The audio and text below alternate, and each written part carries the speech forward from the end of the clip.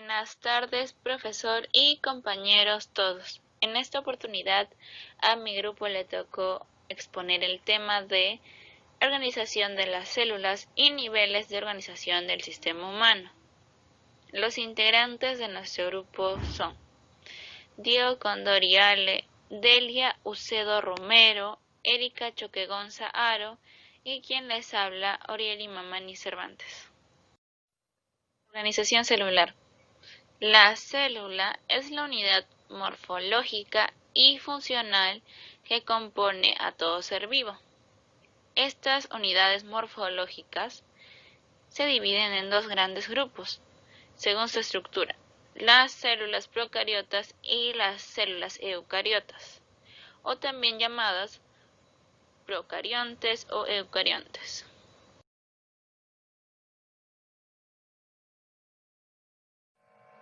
Comenzaremos con la célula procariota.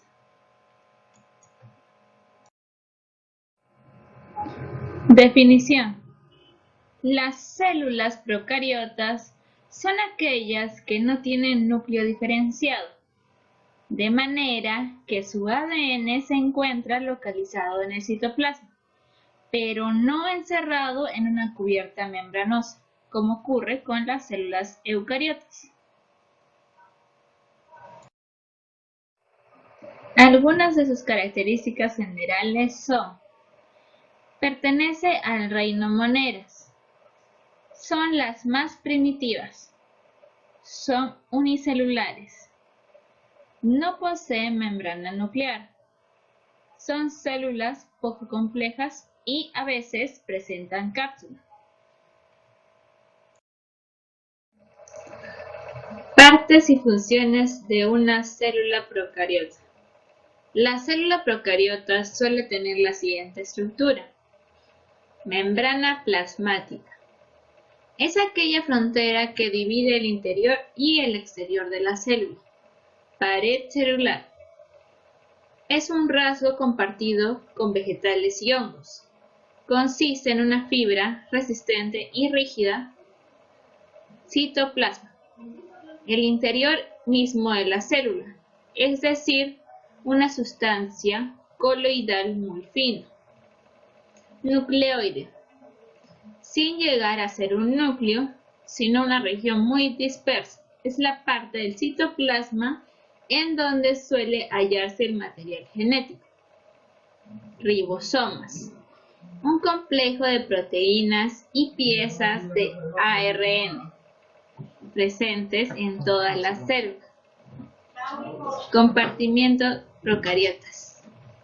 Exclusivos de este tipo celular. Varían según el tipo de organismo y tienen funciones muy específicas. Flagelo. Organulo empleado para movilizar la célula. Membrana externa. Una barrera celular adicional que caracteriza a las bacterias gram negativas. Periplasma. Es un espacio que rodea el citoplasma y lo separa de las membranas externas. Plásmidos. Formas de ADN no cromosómicos de forma circular, que en ciertas bacterias acompañan al ADN bacteriano. Tipos. Las células procariotas pueden ser de 5 tipos, de acuerdo a su morfología. Coco. Una forma típica de las bacterias. Presentan forma más o menos esférica y uniforme. Bacilo. Tiene forma de bastón. Incluyen una vasta gama de bacterias y otros organismos. Vibrio. Un género de proteobacterias responsables de la mayoría de las enfermedades infecciosas en el hombre y los animales. Espirilos. Poseen forma helicoidal o de espiral. Suelen ser muy pequeñas y abarcan desde bacterias patógenas hasta autótrofas. Pleomórficas, es decir, de forma cambiante, principalmente referidas a las arqueas. Rectangulares. También típica forma de las arqueas, como la Aloquadratum.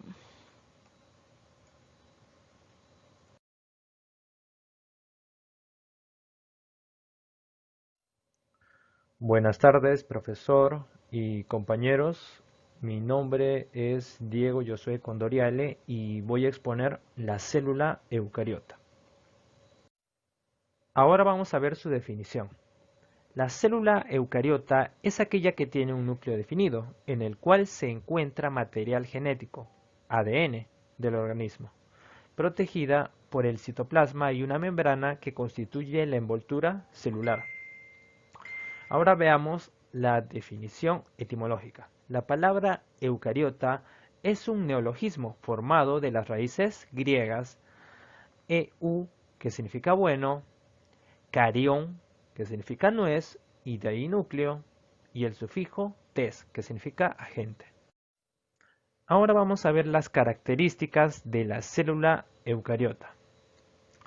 La primera de ellas es de que tienen formas variadas. Estas pueden ser cilíndricas, esféricas, planas y cúbicas. Dependen del medio en el que se encuentra. Por ejemplo, las células de la piel que vienen siendo del epidermis. Al comienzo son cúbicas y a medida que envejecemos se vuelven aplanadas. Luego tenemos de que tienen tamaños variados. Estas pueden ir desde las 10 micras hasta las 100 micras. Para poder observarlas requiere necesariamente de un microscopio y además existen algunas que son visibles al ojo humano, como es el caso de los huevos de las aves. Luego tienen organelos. Además del núcleo, las células eucariotas contienen muchos otros tipos de organelos. Como pueden apreciar, tenemos la mitocondria, el cloroplasto y el aparato de Golgi, entre otros. Todos ellos se encuentran separados del resto del espacio celular por una membrana. Luego tenemos las funciones están separadas. En este caso, las funciones que debe llevar a cabo la célula eucariota se encuentran separadas en los organelos. Primero veamos el cloroplasto, que se encarga exclusivamente de la fotosíntesis. Luego tenemos a la mitocondria, que se encarga de la respiración celular. Y por último el aparato de Golgi, que se encarga del empaquetamiento de material. La última característica es de que tiene armazón y estructura interna. El citoesqueleto de la célula eucariota está compuesto de proteínas filamentosas, que le da soporte físico a la célula y a los constituyentes del citoplasma. Ahora vamos a ver las partes de una célula eucariota. La primera de ellas es la membrana plasmática. Esta es una doble barrera de lípidos que rodea y delimita la célula. Permite el acceso de solo sustancias deseadas al citoplasma y también expulsa los desechos metabólicos. Luego tenemos a la pared nuclear. Esta solo está presente en las células vegetales y de los hongos. Es un muro rígido de celulosa en vegetales o de quitina en los hongos que protege la célula, aunque impide su crecimiento. Luego tenemos al núcleo, que es un orgánulo central, donde se hallan contenidos los cromosomas, portadores del material genético, ADN y ARN. Luego tenemos al citoplasma, que está compuesto más que nada por agua y compartimientos separados por membranas internas, en los cuales están los distintos orgánulos de la célula. Estos últimos pueden ser los lisosomas, que tienen material digestivo indispensable para asimilar sustancias, las mitocondrias, que son los motores del proceso metabólico, y los cloroplastos, que contienen la clorofila.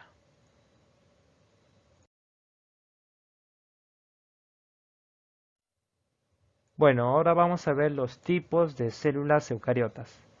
Primero con las células animales, que son las que componen el tejido de animales, se distinguen de las vegetales por poseer centriolos y vacuolas, más pequeñas y más abundantes. Además, no poseen paredes celulares, ni cloroplastos. Gracias a carecer de pared celular rígida, se desplazan con mayor facilidad. Luego tenemos las células vegetales, donde su pared celular se distingue de los hongos y procariontes, ya que está hecha de celulosa o lignina. Y luego tenemos a las células de los hongos, que son similares a las de los animales, aunque se distinguen por tener una pared celular compuesta de quitina y por ser menos definidas. Los poros permiten el flujo de orgánulos entre células. Ahora vamos a ver las diferencias entre célula eucariota y procariota. El primer aspecto que tocamos es la presencia de núcleo. En la eucariota, el material genético está reunido en el núcleo. En cambio, en la procariota, todo el material genético está disperso en el citoplasma. Segundo aspecto, tipo de ADN. En la eucariota es de forma lineal, o sea, doble hélice y compleja. Y en la procariota tiene forma circular y simple. Luego el tamaño. Hemos visto de que la célula eucariota mide más o menos entre 10 a 100 micras. En cambio la procariota es más pequeña. Mide de 0,2 a 2 micras. Luego en la reproducción, la eucariota tiene los dos tipos de reproducción, tanto sexual por gametos como asexual por mitosis u otros procesos. En cambio la procariota solo tiene la asexual, que es por mitosis o gemación. Y el último aspecto son los orgánulos celulares. La eucariota tiene orgánulos exclusivos como las mitocondrias, lisosomas y cloroplastos. En cambio la procariota no tiene orgánulos. Continuando con la exposición, le hablaremos acerca sobre los niveles de la organización del cuerpo humano. Se denominan niveles de organización a los distintos grados de complejidad en lo que se organiza la materia. En el nivel 1 encontramos el nivel subatómico, que son partículas que forman los átomos, que son el protón, neutrón y el electrón. Nivel atómico. Los átomos son las partículas más pequeñas de materia que conservan las propiedades químicas del elemento químico al que pertenecen. Los átomos que constituyen la materia viva son los bioelementos. Como verás, en física y en química los átomos están formados por otras partículas subatómicas, como los protones, neutrones y electrones. 3. Nivel molecular, que son agrupaciones estables de los átomos entre los que se establece enlaces químicos. Las moléculas que forman los seres vivos son los principios inmediatos biomoléculas. En el nivel 3, que es el nivel molecular, está conformado por dos partes, que es las biomoléculas inorgánicas y las biomoléculas orgánicas. Biomoléculas inorgánicas están presentes tanto en los seres vivos como en la materia inerte y está conformado por las aguas, sales minerales, oxígeno, dióxido de carbono. Las biomoléculas orgánicas son exclusivamente en los seres vivos. A su vez, son ricas en carbono y está conformado por los glúcidos, lípidos, proteínas y ácido nucleico. En el cuarto nivel encontramos el nivel macromolecular, que es similar al molecular, pero a diferencia que es de gran tamaño. Las macromoléculas se unen para formar los orgánulos celulares. Todos estos niveles inferiores de organización de la materia son niveles abióticos, pero a partir del siguiente nivel, el nivel celular, comienzan los niveles bióticos con vida. Por ejemplo, los lípidos y las proteínas se asocian para formar membranas celulares. A continuación, le daré la pase a mi compañera.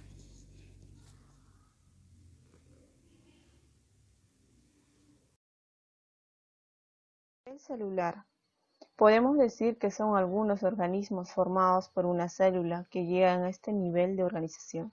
Son los organismos unicelulares.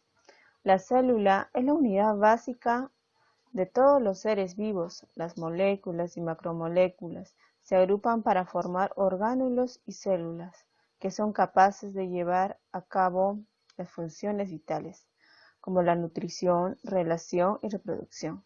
Por lo tanto, el nivel celular es el primero que tiene vida. Algunos ejemplos de células son los glóbulos blancos, las neuronas, las células musculares, entre otros. En el nivel de tejido.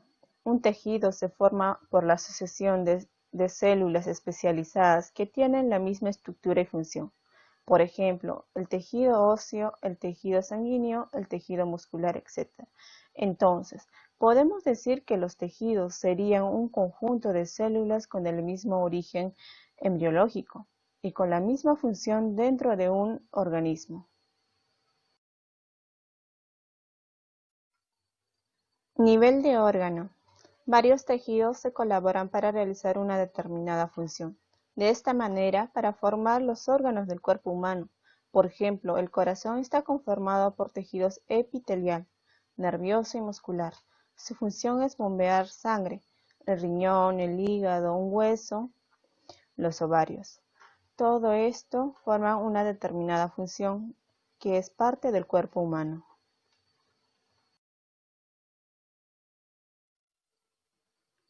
Nivel de aparato y sistemas. Los órganos se asocian en estructuras superiores para realizar una función vital determinada. Los aparatos están conformados por la asociación de órganos muy diferentes entre sí, con distintas funciones, distintas estructuras, pero que colaboran juntos.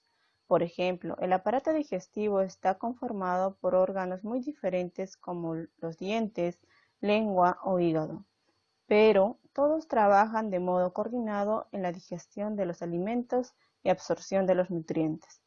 Los sistemas están conformados por órganos y también conformados por los mismos tipos de tejido, con la misma estructura, con los mismos sistemas esquelético, nervioso o muscular.